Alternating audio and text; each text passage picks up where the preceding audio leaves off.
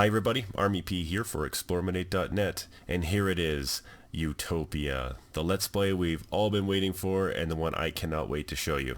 So full disclosure here guys, at Explorminate typically what I like to do is make a recap of all the different changes that are going to occur in a single video when it comes to these new patches that are coming out for Stellaris.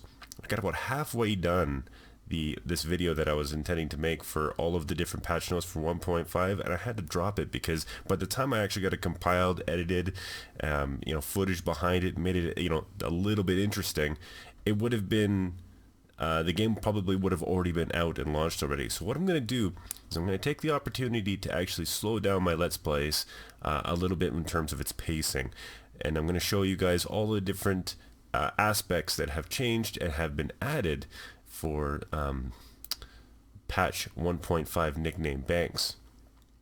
Primarily, most of the things that are going to show up when it comes to Utopia are endgame, but the ones that show up a little bit beforehand, I'll make sure that I spend a little bit of time on that. Now, without further ado, I bet you're wondering, what is our empire name? Now, if you noticed before, we posted on to our Patreon page that the Patreon supporters of eXplorminate, which I want to say thank you guys, have submitted what kind of race we're going to play, and by far the majority is some type of good Federation building empire. That's a slight on the spiritual side because we're going to try as a long-term goal to access the shroud, which of course is a direct relation to the Psionicis tree path, so I chose someone a little bit on the more spiritual level.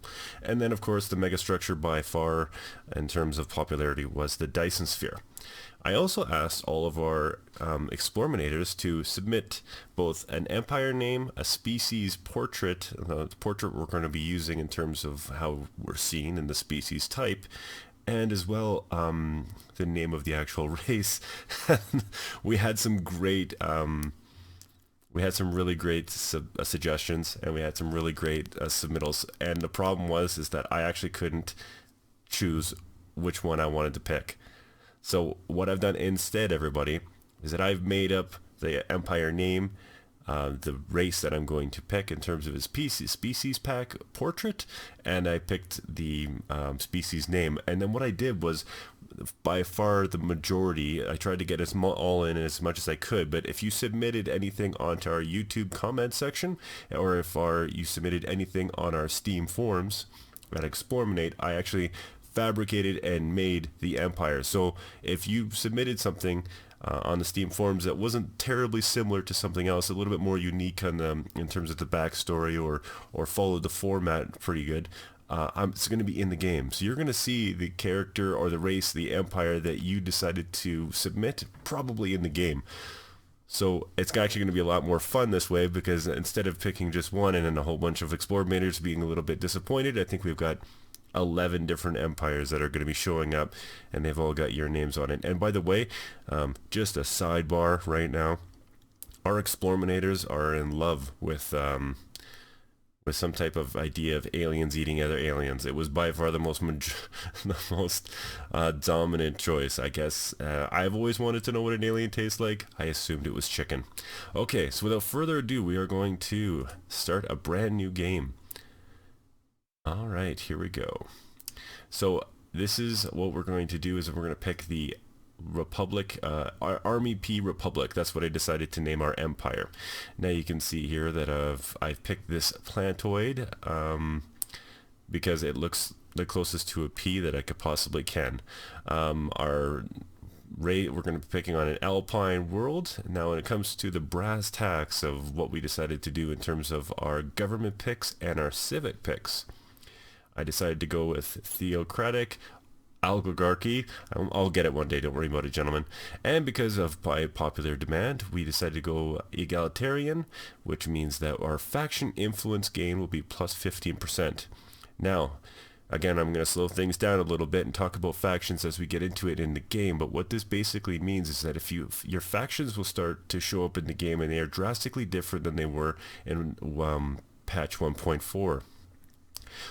Typically in patch 1.4, what they used to do is if you drifted your ethics, away from the governing body's ethics, there could be a conflict there, and that's what was based on happiness, or but yeah, both being unhappy or being overly happy, is how far that drifted apart. The new faction system in 1.5 is based on the ethics, but then the factions, based on the kind of ethics they're most attracted to, will start to give demands out. And if you start to adhere to those demands, they will become more happy and generate influence. At first I was kind of a little confused. I got a chance to play a full game before this, so I have a little bit of experience on it. Not mastered the system quite yet, but I'm telling you right now, it's much more fun and it's really interesting. But it also makes having to deal with your faction is going to be a little bit more difficult, because they can actually, you can support a faction so much to flip the actual ethics of your empire, but we'll get to that later. Another one, I like this too, for egalitarian consumer goods cost. Now we get a chance to pick every one of the specific races that we have in our empire, and then give them a standard of living dependent on how much minerals we actually want to provide them. So we could do a very good standard of living that'll cost us, let's say, 100 minerals or 10 minerals per population, which is actually quite massive. It's not, that's real numbers are actually fake numbers on Army Pea's Let's Plays. So if then you can go decent, which may be, decent, or poor living conditions might be 5, and then impoverished might be 2, or you can even go higher. And the more money you spend on consumer goods, the more happy that your empire will be, generally by per population. It also means that if you decided that you wanted to have a main race live in lavish conditions, and then you had some terrible race that you didn't want on your planets, you could actually give them very poor living conditions, and they'll just migrate off of your planets. And so it's kind of a way to mechanic to get pops to leave the party when they've overstayed their welcome. By demand, we have Xenophile, which is pretty much the exact same as 1.4. You can see here we get a trust growth modifier of plus 25%, so we get more trust and faster. And diplomatic influence cost, and that has to do with our faction system, and it's either suppressing them or there was another mechanic here that I'm probably just blanking out, but we'll get to that when we get to the game. And again, the spiritualists. Now you'll notice here that ethnic divergence is completely gone. The empire modifier instead is minus 10 unrest. So basically, unrest is a new mechanic where a faction can actually start to become so unhappy they have unrest, and then the amount of unrest that goes up can get to the point where they actually openly rebel. Well, again, we'll get into that when the faction system starts playing out. And ethnic divergence has kind of been replaced a little bit by a governing ethics attraction. And this is the idea that very much like ethnic divergence, but the plus is actually has kind of flip-flopped from divergence. So under this situation, the Army Pea Republic are peons, are spiritualists by nature, so they're going to be plus 15% more attracted to our governing ethics versus anybody else who doesn't have that actually on their system. For our races called the peons, I decided to pick environmentalists, minus 20% cost for consumer goods and mining, because why not? A whole bunch of peas in a mine. I don't know about you, but you could write a song about that. We decided to go with strong Army Pea damage. I mean, come on, Army Pea. I needed to have, I'm role-playing a little bit, but we also get a little bonus for our 5% minerals. And I picked natural physics because we're going to try to access the shroud. That'll be our end goal of this game, and to break barriers of interdimensional, communication. We have to make sure that we're right spot on when it comes to our physics. So this is what I kind of role-played a little bit. This is the Army Pea Republic. We picked warp travel. We're going to stick with warp travel exclusively for this game. Mass drivers, and look at that ship. That's quite crazy. Now, before we get going on, starting to jump off and see the entire awesomeness, which is Utopia and Banks and all of the awesome things that are going to occur and have changed, I'm going to go through some of the actual starting empires and the ones that we've made that you guys have suggested on the eXplorminate forums. So we've got the Gooberlicious Ascension. The Guberlicious Ascension, I'm just going to quickly go through this. I'm not going to get too deep into the details, but they're a charismatic race of fungoids that like to hang out in the sun, but unfortunately the sun hurts them because they're fungoids. So they are pacifists and materialists, and very charismatic. We've got the Ranoth Tyranny, and they are a fanatical purifiers. Now this is brand new to, I believe it's exclusive to Utopia. They don't have any diplomacy with any other species. As soon as you meet them, you're in trouble, because they are, their entire quest in the entire game is to completely and utterly destroy all other races. So they have a huge bonus. If you notice at the bottom here with a pop-up window, their fire rate increased by 33% and their army damage is increased by 33%. And they will actually gain unity by purging other xenopops. So as soon as they conquer one of your, heaven forbid they actually conquer one of your planets, they're going to start purging everybody. The idea is that they're going to stand. So in a Ranoth Tyranny, at the end of this game, they might be the only ones standing. Okay, League of Pepperino. This is a cute reptile little race that believes that they should rule the entirety of the galaxy by eating all of their opponents away. So I don't, League of Pepperino. I'm guessing it's more than what you can buy at your standard store. Anyway, I picked authoritarian, xenophobic, and militaristic. Okay, we've got the Corvactu Cortant. This is a loving or spread. It's fanatic spiritualist. So they were a big spiritualist empire that decided that they wanted to spread their love and joy to everybody, and they have migration attraction because apparently they just love hanging out and preaching their great works and their religion to everybody else. And I gave them some factions and influence game for fun. We got the Mentar Collective, which is a religious race of pacifists that just kind of the same ideas maybe as the Corvactu. Then we've got Ye Knitted Nations, and it's the only hive mind that we made. We made a hive mind, so they share one giant brain, and apparently they just I don't know exactly how they're going to be playing out, because a hive mind typically they don't have to worry about leaders because they're essentially immortal. You'll always have the same leader throughout the entire game. And they also don't have any factions because everybody is completely situated. In fact, if you take over how does it go here? Hive-minded pops cannot survive in hive-minded. Non-hive-minded pops cannot survive in a hive-mind empire.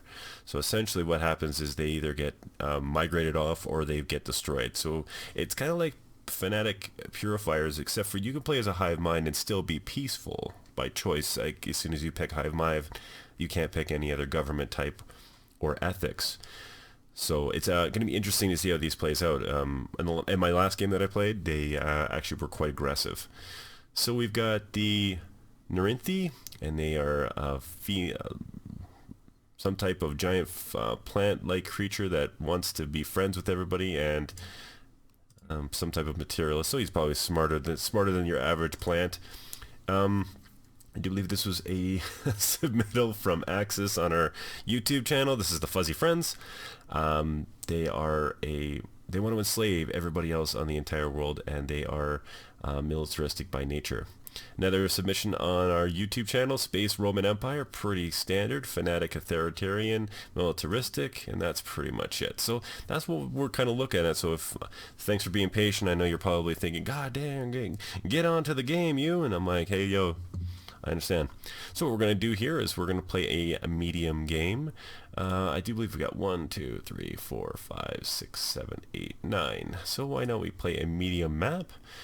We'll have no advanced starts, and we'll do 2 interesting ones. So there'll be 9 of our pre-made races, including myself, and 2 extra ones. We'll do 2 Fallen Empires. How about a World's Normal? I think what we're going to do is just keep everything pretty much standard, except for I like to keep everything on warp. That's just my personal preference. especially when showing off these different areas that you're going to do. Advanced neighbors off, iron mode off, and game crisis on.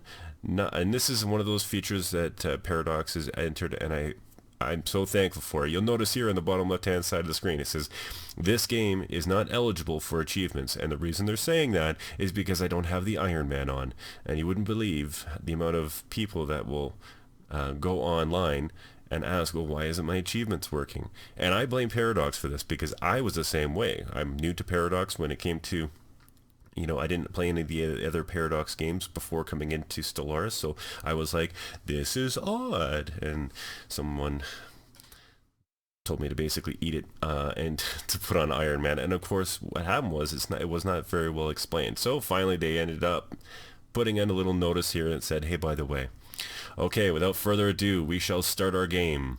The Army Pea Republic versus all of the explorminators. And we shall begin. Oh, why is the tutorial? I don't want the tutorial.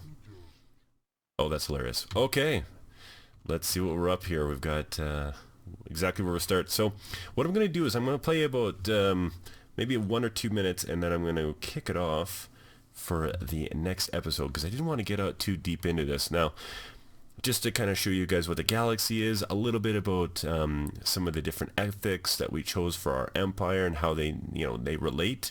And what I'll do is I will slowly explain things more in detail as we get into the actual meat and potatoes of this bad boy.